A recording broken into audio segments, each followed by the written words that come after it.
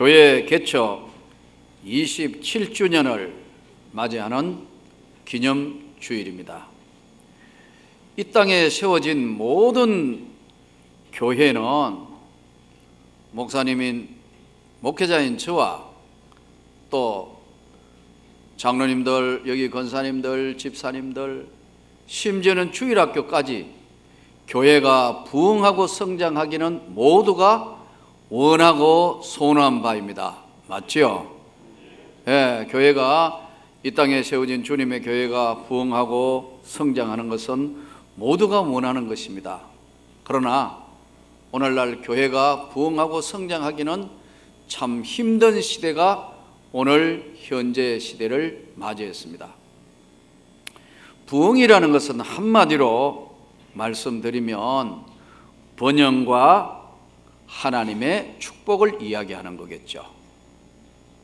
하나님이 은혜를 베푸셔서 번영과 축복하는 것입니다.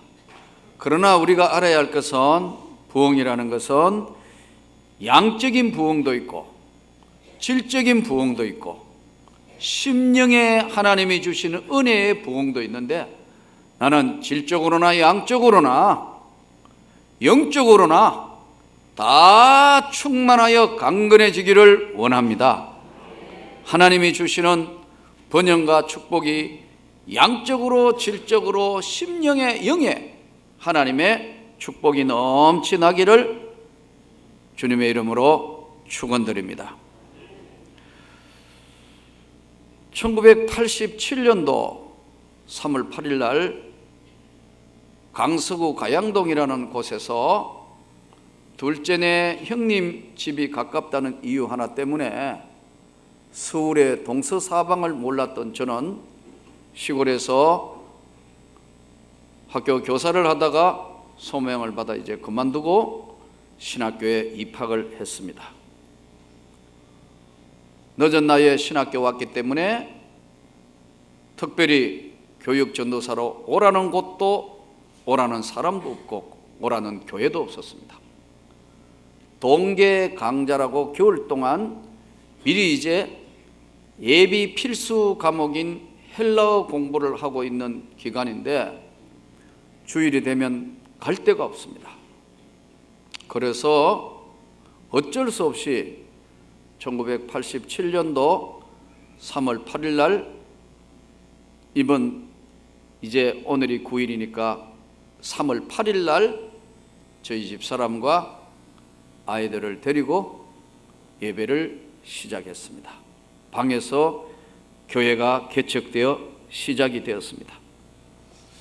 지금 돌아보니까 30대 중반에 정말 아주 젊고 아주 핸섬한지는 모르겠는데 좀 젊고 그래도 참 그래서 싱싱해서 예배를 드리며 전도사로 시작했는데, 여러분 내려가면서 사진을 보면 1988년도에 예배 드리던 제 얼굴 모습이 아마 사진에 찍혀 있으니까 계단에 내려가면 보시겠지만 27년이라는 세월이 흐르면서는 어느덧 머리도 이제 많이 휘어졌고, 돌아보니까 노예나 총회 안에도 나보다 선배보다는 후배가 훨씬 많아졌고, 저는 독특하게 이 방에서 교회를 개척한 목회자로서 가장 열악한 환경에서 목회도 해봤고, 지금 그래도 우리 교회가 우리 교단에 그래도 100대 안에 들어가는 교회로 성장을 해서 이 100대 안에 들어가는 13,000여 교회 중에서 교세로 100대 안에 들어가는 교회로 성장을 했는 것도 보면 아마 한국 교회사에서도 잘 찾아보기 힘든 나는 하나님의 은혜라고 믿습니다. 27개 성상이 흘러가면서 하나님이 은혜를 주셨습니다. 또 동시에 개척을 해서 교회를 시작했고 또 교회가 이렇게 하나님의 놀라운 축복으로 성장을 했는데, 대부분 일반 목회자들이 부임하는 목회를 하는 것이 거의인데 개척에서는 오늘날 하도 개척교회가 안 되니까 지금 시대는 사도 바울이 와서 개척해도 안 된다 할 정도로 냉소적인 개척교회에 대한 참 어려움을 토하고 있는데, 저희 교단의 교회가 13,000여 교회 중에서 13,000개나 되는 교회 중에서 40% 가까이가 스스로 자립이 안 되고 도움을 받아야 성장할 수 있는 미자립 교회입니다. 또 저희 노예 안에만 해도 그렇고요, 저희 노예 안에도 장로님들이 안 계시고 조직이 제대로 되지 않았던 교회를, 아는 교회를 미조직 교회라 하는데, 미조직 교회가 대부분 교회들의 60, 70개 되는 우리 노예 안의 교회 중에서 조직 교회는 30개 교회도 되지 않습니다. 이런 것이 오늘날 한국교회의 실정인데, 방에서 시작한 이 교회는 하나님의 특별한 은혜로 여기까지 왔습니다. 오늘 27주년을 맞이하면서 제 경우는 가장 열악한 안방에서 개척을 해본, 개척교회를 해본 목회 경험과 지금은 한국 강단에 대표하는 교회에서도 가서 설교를 할 수 있는, 전국 장로님들을 모아놓고 대표로 강사로 가서 설교를 할 수 있는 그런 어느 날 돌아보니까 하나님이 많은 축복과 은혜를 주셔서 이 교회가 장성한 것을 보여주셨습니다. 또 동시에 돌아보니까 일반 사람들이 할 수 없는, 지금 총신신학대학원에 4년째 지금 교수를 하고 있는데 목회와 교수를 겸임할 수 있는 사람도 한국교회 손으로 꼽으면 몇 사람 안 되는데, 하나님이 나에게 가르칠 수 있는 은사를 주셔서 교수로도 활동할 수 있도록 기회를 주신 거 보면 한 가지도 하기 힘든데 방에서 개척하게 하시고 교회를 성장하게 하시고 교수할 수 있는 실력과 은혜를 하나님이 허락하셨고, 전국 교회에 설교할 수 있는 아무나 여러분 강사로 집회를 초청하겠습니까? 다음에 지금 월요일에 가는 이 강릉 건능교회도 강릉을 대표하는 교회들입니다. 이런 교회들에게 하나님께서 은혜를 주셔서 많은 곳에 가서 설교할 수 있는 기회를 주신 것도, 이것도 하나님의 나는 특별한 은혜라고 믿습니다. 돌아보니까 이것이 다 하나님의 은혜인데, 그러나 정말 시작은 미미했습니다. 너무 열악했죠. 오늘 성경에는 하나님이 교회를 부흥케 하는 원리를 설명하고 있습니다. 이제 본문을 한번 보겠습니다. 날마다 마음을 같이하여 성전에 모이기를 힘쓰고 집에서 떡을 떼며 기쁨과 순전한 마음으로 음식을 먹고 하나님을 찬미하며 또 온 백성에게 칭송을 받으니 주께서 구원받는 사람을 날마다 더하게 하시니라.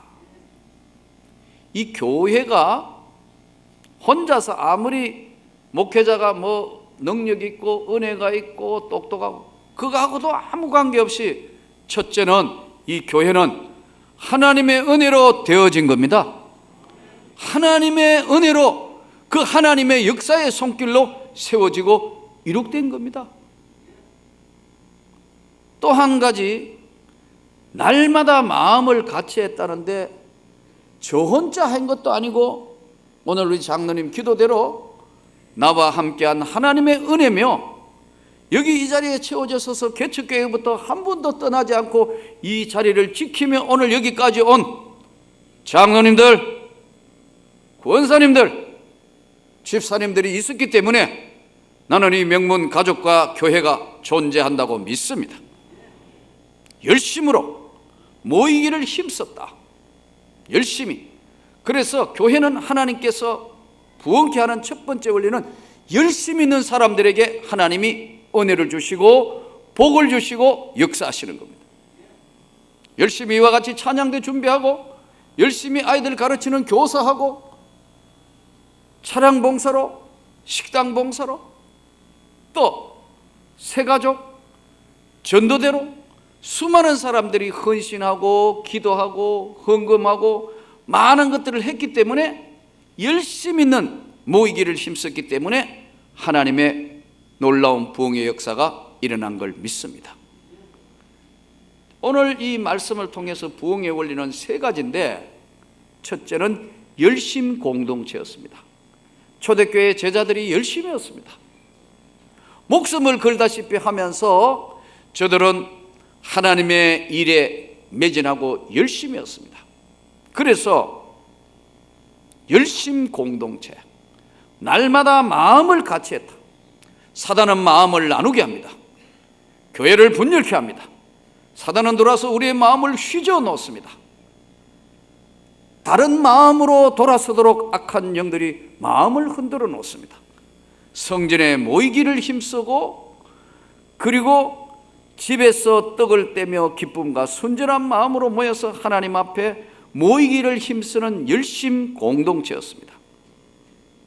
또 동시에 집에서 떡을 떼며 하는 것은 밥상 공동체입니다. 여러분, 오늘 이 예배를 마치고 딱 나가면 두 종류의 사람으로 나누어집니다. 그냥 딱 나누어지면 바로 특별한 일이 있는 분들도 있겠죠. 다음 여러 가지 일들, 직장에 출근하거나 아니면 특별한 자기 일이 있어서 바로 가야 되시는 분 있지만, 특별한 경우 제외하고는 마치면 좀 힘들겠지만 줄 서서 젓가락 들고 줄 서는 게 뭐 군대도 아니고 쉽지 않겠지만, 여러분 김치 받아가지고 그 밥상 공동체에 국수를 먹는 거, 이 국수를 먹어야 제대로 가족이 되는 겁니다. 아멘 맞습니까? 이게 딱 나눠지면서 바로 나가는 분과 국수가 양쪽으로 인사하면 국수 대 비국수로 쫙 이렇게 나눠져 버린 거예요. 왜 그러죠? 밥상 공동체는 못 하겠다는 거예요. 이게 안 맞다는 거예요.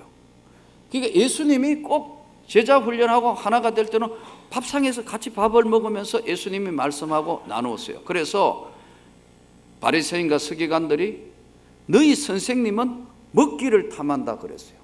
나눔의 식사 공동체, 밥상 공동체입니다. 열심히 같이 헌신하고 봉사하면서 열심 공동체, 기도 같이 하고 찬양 같이 하고 말씀 같이 연구하고 나누고 하는데 밥상 공동체예요. 열심 공동체예요. 또 하나는 하나님 앞에 마음을 다해서 같이 영혼 구원하는 데 앞장서는 전도 공동체였습니다.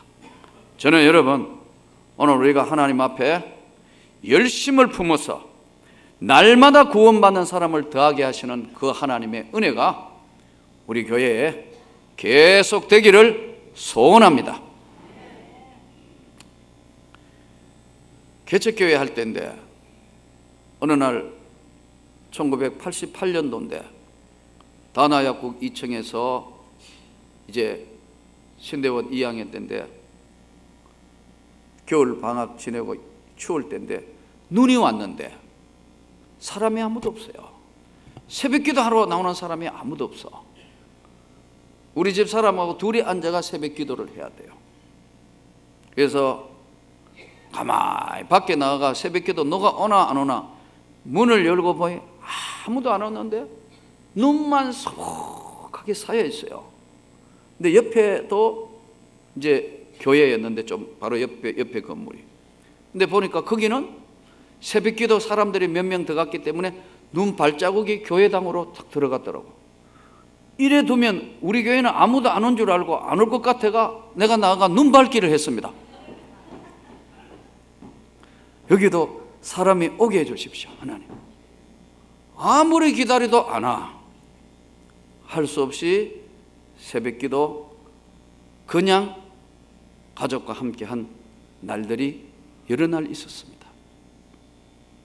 그런 과정들을 거쳐서 이제 방문을 열면 사택, 방문을 닫으면 본당, 출퇴근을 할 필요가 없는 그야말로 열악한 환경에서 1년을 보내는데 도저히 견딜 수 없어서 기도하여 지하교회를 얻어서 지하교회를 할 때인데, 그땐 그때대로 어려워가지고 어느 날 지하교회 할 때인데 비가 하도 많이 오길래, 이때 요즘처럼 1부 예배, 2부 예배, 3부 예배 할 때가 아니니까요. 하도 어려워가지고 비가 오길래 이거 어떻게 됐나 교회당이 걱정이 돼서 아침에 일찍이 우산을 다쳐가지고 가보니까, 깊숙한 지하였으니까 딱 가보니까 지하에 벌써 물이 배꼽 정도 차졌어요. 문을 열 수가 없어, 교회당을. 그래서 놀래서 주인 아주머니 3층에 올라가가지고 이거 지하에 물이 찼다 하니까 양수기 빌려주겠대요. 그래서 양수기로 계속 복도에 있는 물을 다 빼내고,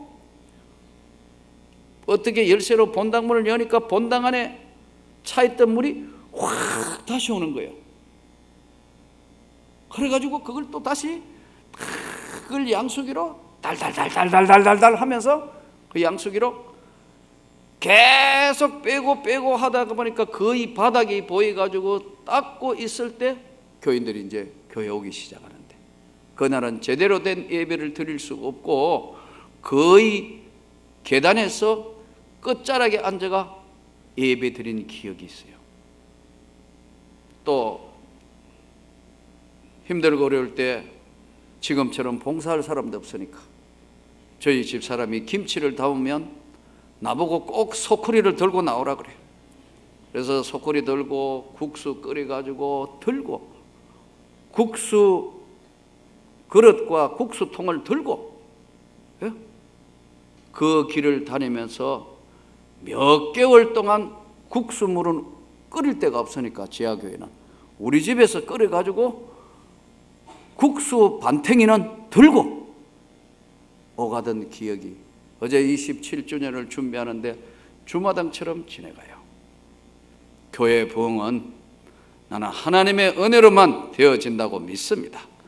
열심 있는 열심 공동체, 또 밥상 공동체, 비전과 꿈이 같은 비전 공동체, 마지막으로 꿈이 같은 사람이 모여 있을 때만 교회 성장이 가능합니다. 비전이란, 요즘 비전교회, 비전교육관 많지만 비전이란 뭐냐면은 다른 사람이 볼 수 없는 것을 볼 수 있는 눈, 인간의 마음에 원대한 꿈을 가지는 목표, 이걸 비전이랍니다. 그러나 여러분, 성경적인 비전은 뭐냐면 예수의 꿈을 실천하자는 것이 성경적 비전입니다. 저는 마지막으로 오늘 우리 명문교회 가족 여러분이 열심 공동체, 밥상 공동체, 봉사 공동체, 예수의 꿈을 이루어 드리는 비전 공동체가 되었으면 좋겠습니다. 이걸 위해서 우리는 모였고, 이걸 위해서 우리는 한 번밖에 없는 생애를 던지면서 하나님 앞에 예배드리고 최선을 다하고 있습니다. 그래서 날마다 충만한 은혜가 우리 가운데 넘치기를 소원합니다. 성결교단을 대표하고 있는 성결교 중앙교회 담임 목사였던 이만신 목사님이 하도 헤매고 힘들 때 강사로 오셔서 어느 집회에 자기 간증을 하더라고. 부천에서 개척교회를 했는데 안 되더래요.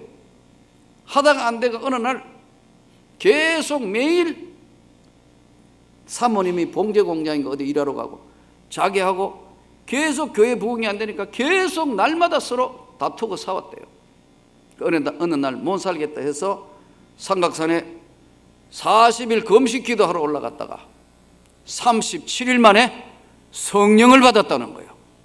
그래서 성결교단을 대표하는 목사로서 교회로 성장한 교회가 중앙성결교회 거기 담임 목사로 부임을 해서 한국교회를 대표하는 목사님 중에 한 분이 되시다. 그 이야기를 하는데 가만 들어보니까 참 고달픈 목회 생활인데, 신학대학원 1학년 때는 도저히 어떻게 할 수 없어요. 여러분, 인간의 마음을 움직이는 것이 세 가지입니다. 그림이 인간의 마음을 움직입니다. 총 그림 보면요, 이야 마음이 평안함이 옵니다. 그리고 마음속에 깊은 울림이 옵니다. 그림. 그래서 수백억씩 줘가면서 그 그림을 사는 이유가 우리는 모르지만 예수를 깊이 아는 사람들은 예술 세계의 그림을 사는 겁니다. 또 하나의 인간의 마음을 크게 움직이는 게 뭐냐면 시입니다. 시를 써서 그 시가 아름다운 시일 때 참 마음에 기쁨과 감동이 오면서 그것이 인간의 마음에 큰 변화를 줍니다. 또 하나 인간의 영혼에 큰 변화와 움직임을 주는 것 중에 하나가 노래입니다. 노래요. 여러분, 우리는 예수 믿기 때문에 잘 이해가 안 되지만 참 그러면 그 열린 음악회나 아니면은 그 무슨 KBS 흘러간 노래자랑 뭐 이런 거 하는데 보면은 이 사람들 완행열차에 막 이런데 저 사람들 정신 나가는 거 아니냐? 저기 앉아가 무슨 완행열차인데 이 사람들은 자기 나름대로의 추억과 그게 있기 때문에 거기에 젖어서서 노래에 심취하기 때문에 그런 자세와 그런 게 나옵니다. 요즘 가끔 한불 이제 한 시대가 지나갔다고 하지만 요즘 새로 섹시봉인가 나와가 조영남 씨, 윤영주 씨, 송창식 이런 사람들 지난번에 보니까 막 기타집에 막 노래하는데 자 떠나자 고래 잡으러 막 동해 바다로 막 이러니까 제일 은혜 받는 사람이 우리 집 사람이더라고요. 왜냐하면 그때는 우리 집 사람이 대학 때 막 미팅하고 이럴 때 그때 그 추억이 있으니까 그 노래를 좋아한다는 게 아닙니다. 오해하지 마시기 바랍니다. 잘못하면 오늘 저녁에 내가 덩짝 맞을 수도 있기 때문에. 근데 그 노래가 있잖아요. 자 떠나자 동해 바다로 고래 잡으러 간다 막 이럴 때 우리 집 사람은 대학 다닐 때 한참 미팅하고 좋을 때였기 때문에 그것만 들으면 우리 그때 어디로 미팅 갈라 했고 그래가지고 얼굴이 환해져요. 그런데 나는 자 떠나자 동해 바다로 고래 잡으러 갈 때 나는 한참 훈련과 역경의 어려운 시기를 지내면서 계속 훈련할 때니까요. 고래 잡으러 하면 그 별로 은혜가 안 되는 거예요. 이 생각이 다른 거예요. 예. 그때 난 또 군대 가가지고 또 한참 훈련하고 할 때 고래 잡는 거 나하고는 훈련하고는 그 재미가 없는 거거든요. 이 사람마다 추억이란 게 그 안에 다 묻어 있기 때문에 흘러간 옛날 노래래. 그런데 여러분, 찬송은 힘이 있습니다. 진짜 찬송의 은혜를 받으면 가슴에 울림이 있습니다. 난 처음에 1987년도 86년도에 세상에서 방황할 때 나 주님을 몰랐네. 내 마음대로 고집하며 온갖 죄를 저질렀네. 예수의 이 죄인을 불쌍히 여기소서 막 찬양하는데 가슴이 터질 것 같더라고. 요즘은 들어봐도 별로예요. 왜냐하면 시대가 지나갔는데, 그런데 어떨 때 내 마음이 공고할 때는 그 복음송을 들으면 다시 그때 막 그랬지 은혜 받을 때 그것이 되살아난다는 거예요.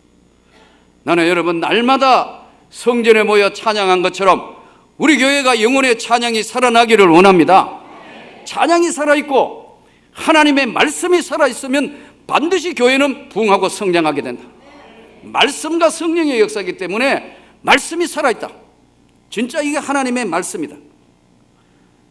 하나님을 찬미하며 온 백성에게 칭송을 받으니 말씀이 살아서 하나님의 성령의 역사로 말씀이 살아있는 교회는 반드시 부흥하고 성장할 수밖에 없는 것이 성경적 증거입니다. 찬송이 살아있어야 되고, 동시에 지금도 시련은 계속되지만 반드시 기도하면 하나님이 시련도 이기게 해주는 줄로 믿습니다.